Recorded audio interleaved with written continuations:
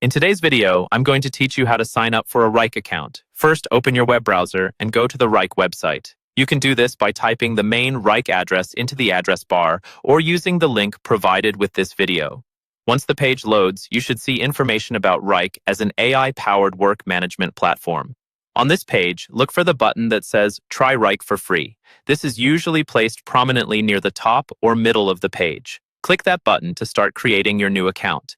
If you don't see it right away, scroll a little until it appears.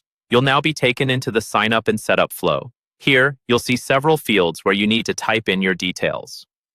Whenever you hear me say type in during this video, that refers to entering your own information into the highlighted boxes on your screen. This typically includes things like your name, your work email, your company name, and other basic details. Wrike needs to personalize your workspace. After filling out each required field, continue by clicking the button that moves you forward. In some screens, this may be a highlighted button, and on others, it will be clearly labeled Next. Make sure each field is filled in correctly before you proceed, as missing or incorrect information can prevent you from moving on. At one point, you'll be asked about your team size. Select the option that best matches your situation. For example, an option like 225 if that applies to you. This helps Wrike adjust recommendations and templates to fit your organization. You'll also see a screen asking what department or function you work in. Here, you can choose an option such as marketing, or whichever best represents your role. After that, you'll be able to describe your position more specifically.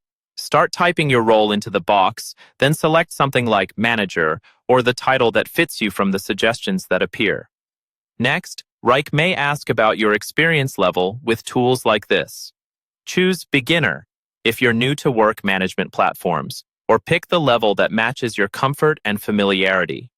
This allows Wrike to tailor the onboarding experience appropriately. Toward the end of the process, you'll see a few more text fields to complete, where you might add brief information about what you plan to use Wrike for or what types of projects you manage.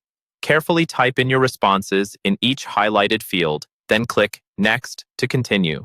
You'll go through a few final Next screens as Wrike finishes setting up your workspace. Once those are complete, your new Wrike account will be ready, and you'll be taken into your dashboard where you can start exploring projects, tasks, and collaboration features right away.